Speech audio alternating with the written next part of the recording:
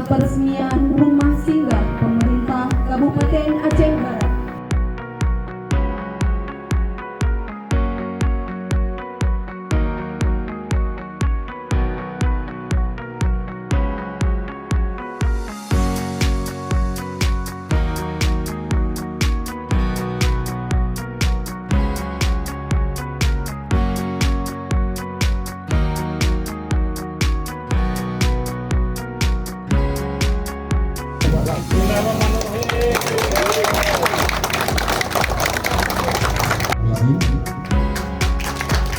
Yang telah bekerja ikhlas dari 2019 siang dan malam melayani masyarakat yang sakit dirujuk ke Banda Aceh dari 4 kabupaten.